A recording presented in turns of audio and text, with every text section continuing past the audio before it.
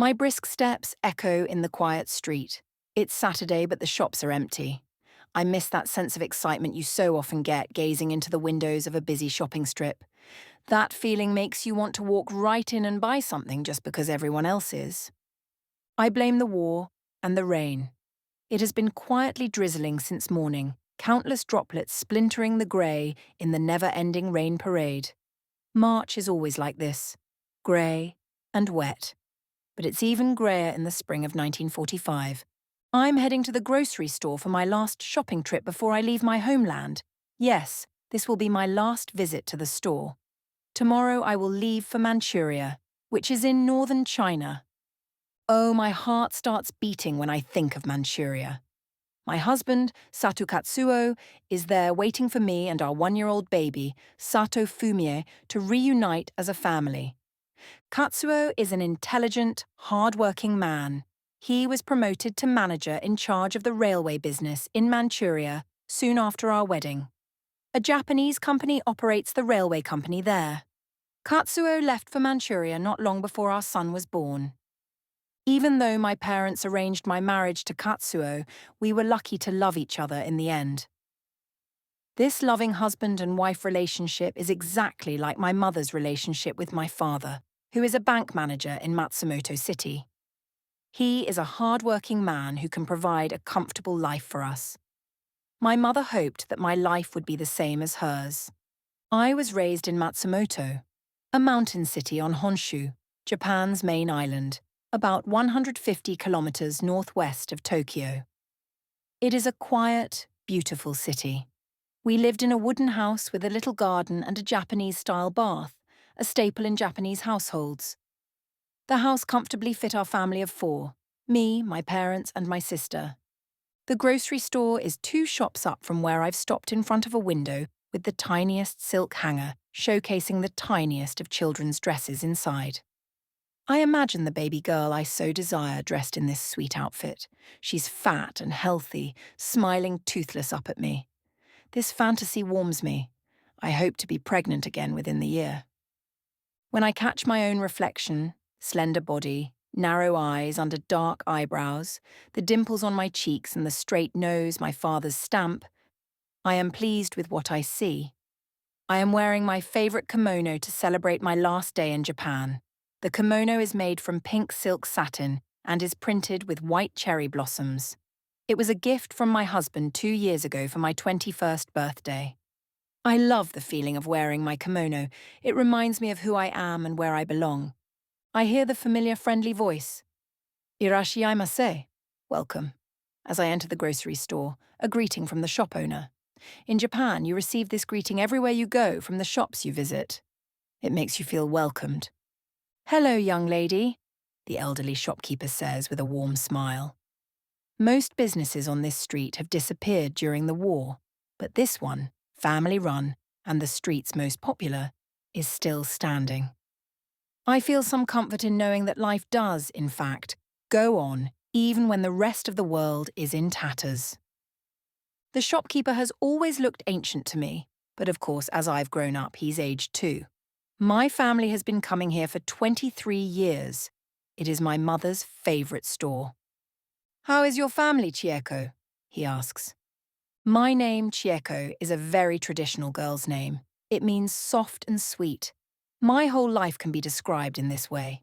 It's as if I've always lived under a huge umbrella, safe and protected. My mother chose my name and created an environment for my sister and me growing up, where things like the war were outside our reality. When I was little, the neighbours would say, "Chieko is so cute," or "Isn't she just an angel?" This made my mother immensely proud. She ensured I went to a girls' school where I was taught wifely duties like cooking, sewing, and arranging flowers. I was a happy, naive girl, then a woman, a wife, and now a mother. They are all well, thank you, I respond politely, bowing in gratitude. It is a pleasure to make your acquaintance once again, he continues, in an old-fashioned way, as if we were meeting for only the second or third time. His warm, dark eyes and the way his cheeks rise into a smile when he speaks belie his tone of voice. We are really like old friends, this shopkeeper and me.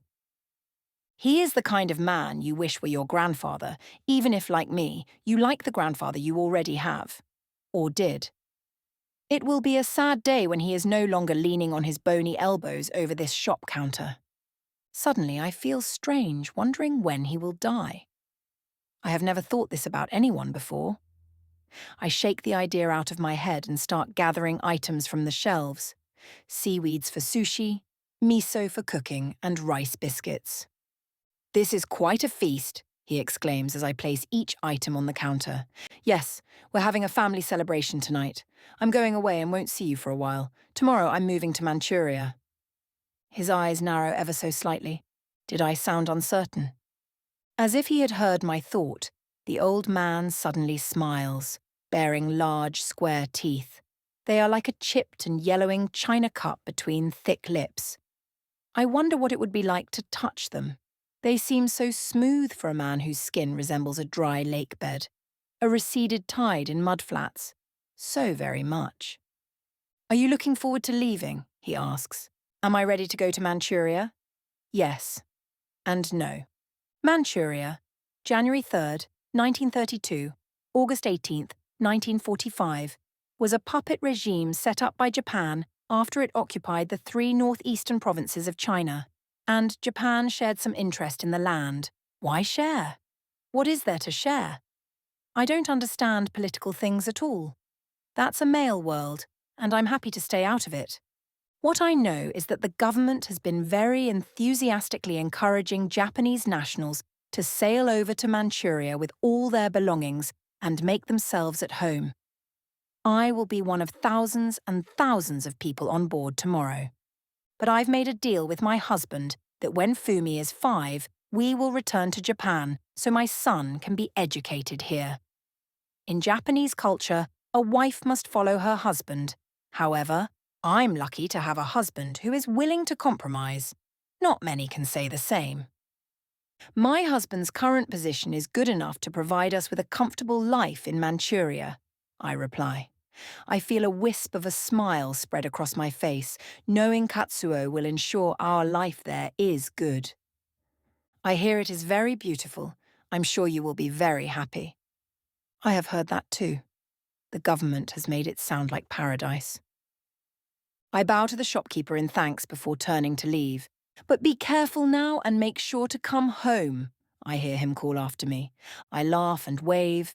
That's a joke people like to say to people going to Manchuria. Most people move there to live, so they don't come back. But not me. I will come back, for sure. The street is still empty when I step outside, but at least the rain has stopped. I pause in front of the window of a kimono shop. The female mannequin is wearing a grey kimono decorated with white chrysanthemums. I glance down at my pink kimono again. The grey on the mannequin makes me uneasy. It reminds me of my grandfather's gravestone, the colour of death. Suddenly an air raid siren blares out in the street. It happens so often that it has become a part of life. The bombings are in the sky in Tokyo but have not reached this city yet. Still, being out on this empty street alone frightens me. Maybe I should not have come out today, as my mother warned me. I start rushing towards home. I give one last look at the grey kimono mannequin, who stares at me like a crafty ghost. I am glad I am going to Manchuria tomorrow, and I believe there won't be any bombs in Manchuria. Soon my body, as if lifted, disappears at the end of the street, and the kimono is swept into the dark clouds.